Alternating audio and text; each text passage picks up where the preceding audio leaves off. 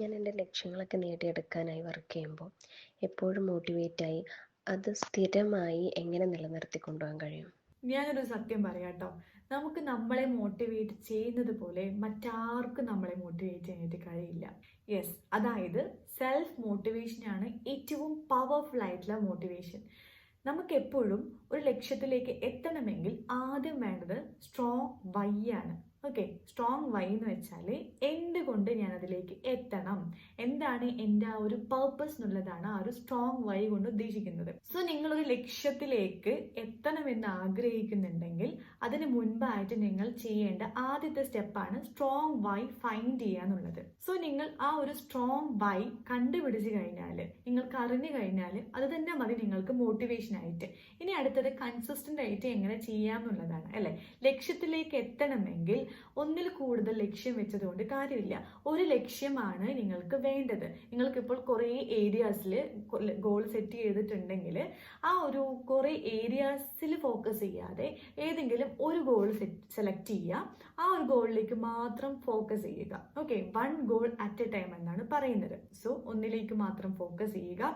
അതിൽ എത്രത്തോളം മാക്സിമം കൊടുക്കാനായിട്ട് കഴിയുമോ, നിങ്ങളെ കൊണ്ട് എത്രത്തോളം സാധിക്കുന്നുണ്ടോ അതേ രീതിയിൽ ഇംപ്ലിമെന്റ് ചെയ്യുക. ഇനി അടുത്തതായി നിങ്ങൾ ചെയ്യേണ്ട ഒരു കാര്യമാണ് ടു ഡു ലിസ്റ്റ് ക്രിയേറ്റ് ചെയ്യാന്നുള്ളത്.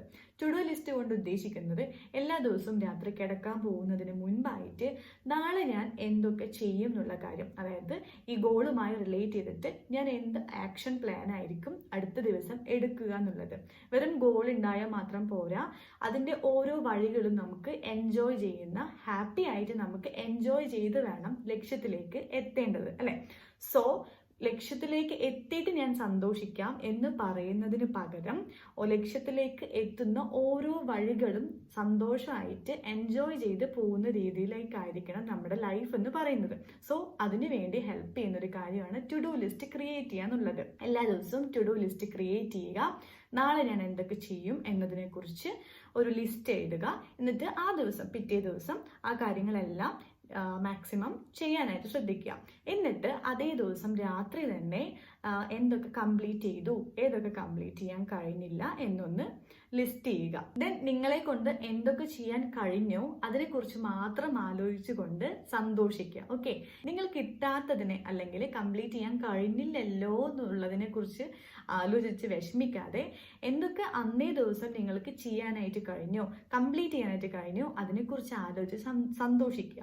ആ ഒരു സന്തോഷം, ആ ഒരു ഫീലിംഗ് നിങ്ങളുടെ ഉള്ളിലേക്ക് വന്നു കഴിഞ്ഞാൽ നിങ്ങൾക്ക് നെക്സ്റ്റ് ഡേ ചെയ്യാനായിട്ടുള്ള മോട്ടിവേഷൻ കിട്ടും അല്ലെ.